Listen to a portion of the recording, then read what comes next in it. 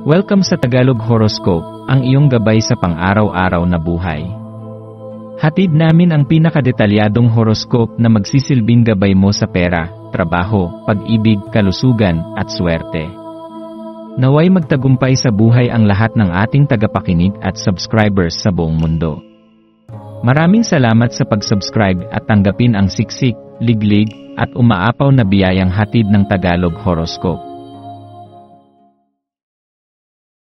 Ito ang iyong pang-araw-araw na horoscope para sa Capricorn para sa Pebrero 11, 2025. Ngayong araw, habang nagsisimula ang panahon ng Pisces, mararamdaman mo ang isang kakaibang pagsasanib ng emosyon at intuisyon na dahan-dahang bumabalot sa iyong buhay. Bilang isang Capricorn, ikaw ay likas na may malalim na karunungan at maturity, kaya't ang iyong presensya ay may kakayahang makaakit sa iba. Ang iyong malalim na pagsusuri at pagiging mahinahon ay nagiging gabay sa mga taong humahanap ng mga makulay na pananaw sa buhay. Sa araw na ito, ang enerhiya ng Pisces ay magdadala sa iyo ng mga pagkakataon na magtaguyod ng mas malalalim na koneksyon sa mga tao sa iyong paligid. Ang iyong kakayahang magbigay ng mga insightful na pananaw at masusing pagsusuri ay magiging mahalaga sa pagbuo ng mga relasyon na may malasakit at pag-unawa. Hindi lamang ito tungkol sa pagbibigay ng mga ideya, kundi sa pagtanggap at pagpapalawak ng pananaw ng bawat isa sa mga relasyon na iyong binubuo.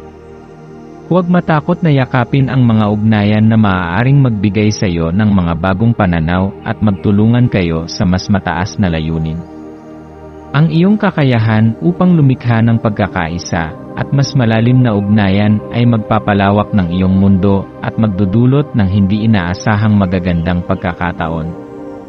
Ibinubukas nito ang mga pintuan ng pagkakataon na hindi mo pa nakikita at nag-aanyaya ng mas malalim na antas ng koneksyon. Sa ganitong panahon, mahalagang maglaan ng oras para suriin ang iyong mga relasyon at kung paano mo matutulungan ang iyong sarili at ang iba na magpatuloy sa paglago. Kung may mga tao kang hindi pa nakakausap o hindi mo pa napapansin, maaaring ito na ang tamang panahon upang makipag-ugnayan sa kanila. Ang simpleng pagpapakita ng interes at pagpapahayag ng iyong mga pananaw ay maaaring magdala ng mga hindi inaasahang koneksyon na magpapayaman sa iyong kaisipan at magbibigay daan sa mga bagong ideya.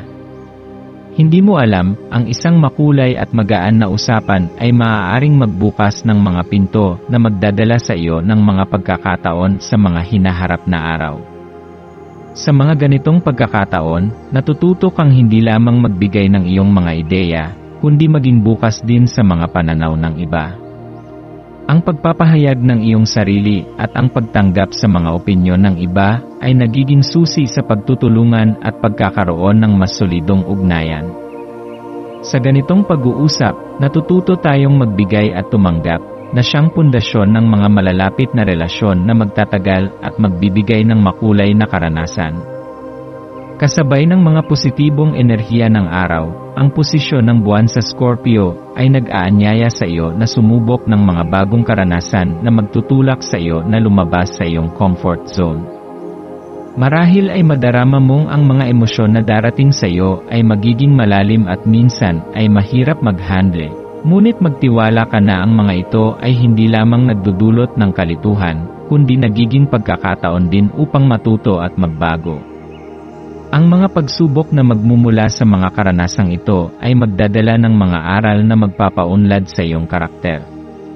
Ang bawat hamon na iyong haharapin ay may layunin upang mapalawak ang iyong pananaw at maging mas matatag sa pagharap sa mga pagsubok sa hinaharap. Kung ikaw ay magbibigay daan sa iyong intuisyon at payagan ang iyong sarili na magsaliksik ng mga emosyonal na aspeto ng iyong buhay, makakamtan mo ang mas mataas na antas ng personal na paglago. Ang mga bagong karanasang ito, bagaman magdudulot ng ilang discomfort, ay magbibigay ng malalim na kaalaman tungkol sa iyong sarili at sa mga limitasyon na maaari mong malampasan. Sa dulo, makikita mo na ang mga karanasang ito ay nagbigay sa iyo ng higit na kalinawan sa iyong pag-unawa sa sarili at sa iyong lugar sa mundo. Sa pagninilay-nilay na ito, mahalaga ring tandaan na ang mga emosyon at karanasan na ito ay magdadala ng mas malalim na ugnayan sa iyong sarili at sa iyong mga kasama. Buksan ang iyong sarili sa mga oportunidad na magbigay daan sa iyo upang maging mas totoo sa iyong sarili at sa iba. Kung may mga bagay na hindi mo pa kayang ipahayag, ito na ang tamang oras upang magsimula ng mga pag-uusap na magpapalalim ng iyong koneksyon sa ibang tao. Ang mga usapan na tapat at bukas ay magdadala sa iyo ng mas magaan na pakiramdam at magpapalawak ng iyong pananaw sa mundo at sa iyong mga relasyon. Ang iyong kapasidad na magbukas ng iyong puso at isip ay magdadala sa iyo ng mga pagkakataon upang magkaroon ng tunay na ugnayan, hindi lamang sa mga tao sa iyong paligid kundi pati na rin sa iyong sarili. Ang mga pagbabagong dulot ng iyong mga introspeksyon ay magsisilbing mga hakbang patungo sa mas mataas na antas ng kamalayan at personal na kasiyahan.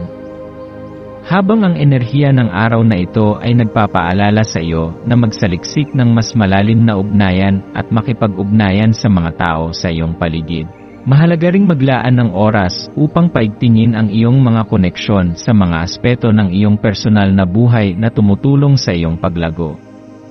Isang magandang pagkakataon ito upang mag-reflect at itaas ang kalidad ng iyong mga relasyon sa pamilya, kaibigan, at maging sa iyong sarili. Ang iyong malalim na kakayahan sa pagninilay at pagsusuri ng sarili ay magdadala sa iyo ng mga ideya na magpapayaman sa iyong buhay. Iwasan ang mga negatibong impluwensya na maaaring makaapekto sa iyong kalusugan at emosyonal na estado, at maglaan ng oras upang mag-pause at mag-recharge. Ang iyong buhay ay isang serye ng mga hakbang patungo sa mas mataas na layunin, kaya tandaan na bawat hakbang, bawat desisyon ay nagdadala ng mas magaan at mas masaya na hinaharap.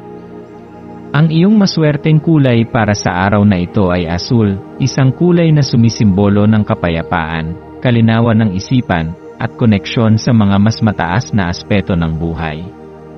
Ang asul ay magbibigay sa iyo ng lakas at mapayapang enerhiya upang magpatuloy sa iyong landas. Ipinapakita ng kulay na ito na ang pagpapasya, batay sa malinaw na pananaw at positibong intelekwal na lakas ay magdadala sa iyo ng tagumpay at kasiyahan. Ang iyong maswerteng numero ay 1, 3, at 7. Ang numerong 1 ay nagpapahiwatig ng mga bagong simula at pagkakataon. Ang 3 ay nagsasaad ng kasiyahan at positibong komunikasyon. Samantalang ang 7 ay simbolo ng espiritual na pag-unlad at kahalagahan ng introspeksyon. Ang iyong maswerteng gawain para sa araw na ito ay ang pagsulat ng iyong mga layunin at mga saloobin sa isang journal o diary.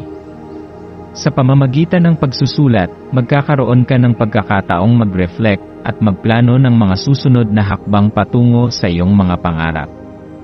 Maglaan ng oras para sa sarili at mag-isip ng mga hakbang na makakatulong sa iyong paglago. Sa pagtatapos ng araw, magpasalamat sa mga pagkakataon at karanasang naghatid sa iyo ng paglago at pagbabago.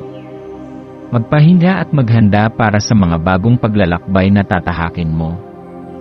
Huwag kalimutan na ang bawat hakbang ay isang hakbang patungo sa isang mas makulay at mas magaan na kinabukasan. Tiwala sa iyong kakayahan at sa mga hakbang na iyong ginagawa. Ang iyong landas ay puno ng mga magagandang oportunidad at tagumpay, kaya't yakapin ang bawat araw at gawin itong pagkakataon para sa personal na pag-unlad at pagkakamit ng iyong mga layunin.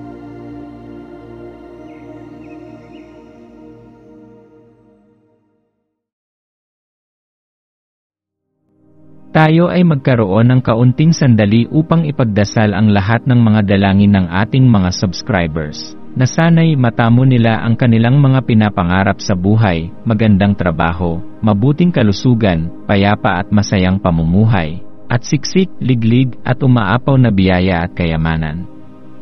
Ipinagdarasal namin ng mataimtim ang lahat ng mga komento sa nakaraang video, at hinihiling namin, Panginoon, na pagpalain mo ang ating mga subscribers ng masayang buhay sa mundong ibabaw. Maraming salamat po. Maraming salamat sa panonood ng iyong horoscope ngayon araw. Naway gabayan ka ng mga bituin sa iyong landas. Huwag kalimutang mag-like, share, at subscribe para sa iba pang cosmic na kaalaman. Hanggang sa muli, manatiling konektado sa universo.